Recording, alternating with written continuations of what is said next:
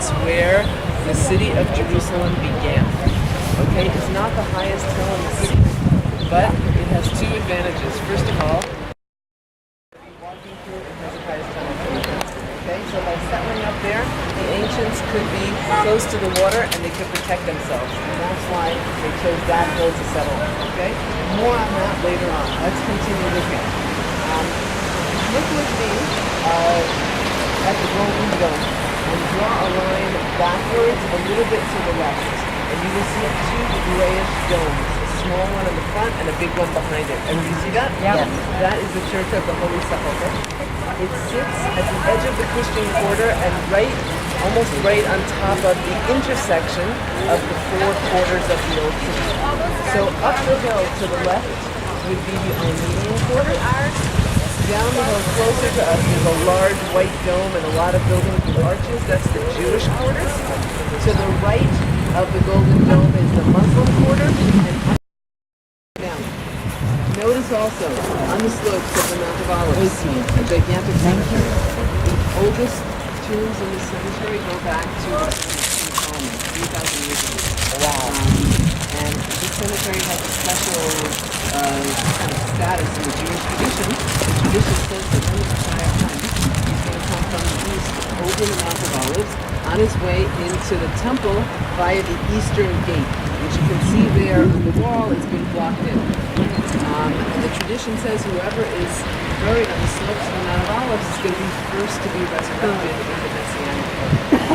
Now, in Israel, where your funeral and your burial plot are part of your social benefits. They're free, except for this one. It costs about $20,000 for a plot here. So the wealthy people who've been saving all their lives get it's important to them. They're the only ones that get buried here. Everybody else gets buried in the municipal cemetery on the other side of town and waits their turn patiently because when the Messiah comes. And we're going to go all the way to the bottom to the Garden of Gethsemane Church, whose triangular roof you can just see peeking out from behind those trees. Any questions about what you can see here? Yes. Yes. What are the stones? It's a Jewish tradition. When you go to visit, first of all, you go to visit the grave of a family member. Every year on the first day of the week. And when you go, you place a stone in there, you show them.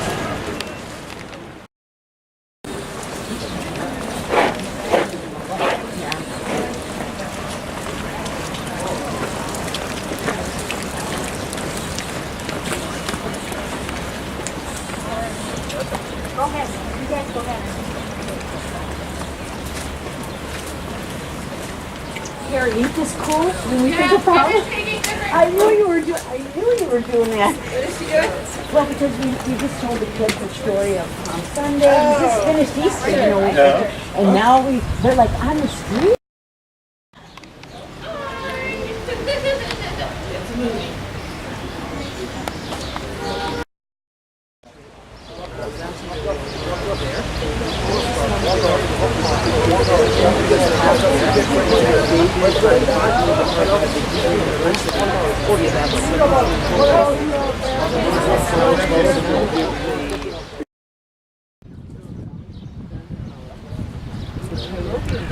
Because we walked down after Albert dropped us off there. We walked down the city street to come in here. That was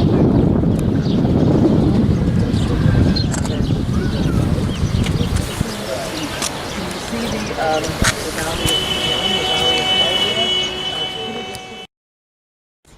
Okay? They destroyed the Ammonites and besieged Rabbah, but David remained in Jerusalem. So he's running the whole campaign by remote control. Came to him not home because he happens to be one of David's military men and he's out fighting the battle there. Now Bathsheba in this story is a totally one-dimensional character. We don't know anything about her. She only says those three words, "I'm pregnant," the whole time. We don't know whether when David saw her on the roof taking a bath that he was intruding there naked so that he could see her and call her to the palace. We don't know any of these things. They're all unanswered questions because she's given such a a secondary role. Later, her character is more fleshed out towards the beginning. Her son Solomon to become king, then she becomes more three-dimensional. But at this stage of the game, she's just completely flat. Okay, look with me. Can you see? There's a wall here with a kind of a light on it. To the right is a square stone with a depression in it and a hole in the depression. Do you all see what I'm talking about? Yeah. Right there? Yes? Does everybody see that? That is a toilet. And it sits over a cesspool, a cesspit, actually. And it wasn't the only one we found in the excavations, indicating that there was a certain stratum of very wealthy people living in that city. Imagine what it was like to have a toilet 4,700 years ago. That wasn't something that we find everywhere, every day. So we've got one rich guy here. Next to a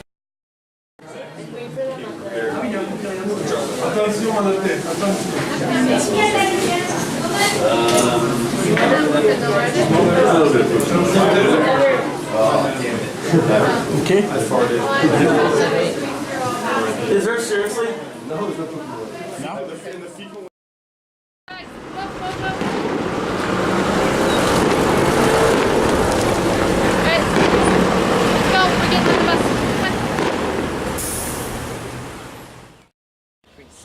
And in that office, in the same capacity, he was also kind of like the chief of police, or the sheriff, if you like, in our terms. And that gave him limited abilities to arrest people, but he was not allowed to hold any trials. Only the Romans could hold a trial. So he arrested Jesus in Gethsemane at night, presumably brought him to his house where he held him overnight, and then handed him over to the Romans the next morning. So what we have in the basement level of this house seems to be some kind of a holding cell or it's just like all you American pilgrims.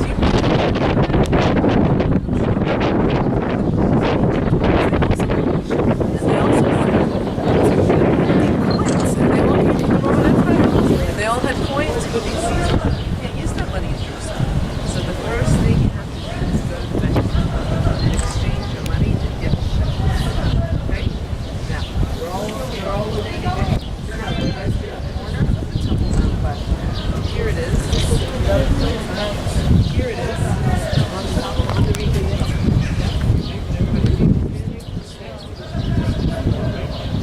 the bank, this building, very with the red, the long red, that whole thing, that is the bank of Jerusalem. You're gonna get up there. Okay, staircase. Now this staircase was constructed and designed solely on the basis of those stones right there. Architects designed the staircase going up to the bank to be on a right angle here, right? You would think the easiest way to make the staircase is just go straight to the top, starting over there somewhere, but that would block off the street. And this is the main market street for all the activists, for all the pilgrims. So they made an overpass. We think this is the first overpass in history, as a matter of fact, by supporting these stairs with an arch so that the traffic could continue uninterrupted here onto this main market street. Now we're standing down here at the very southern corner. Last night when we got to the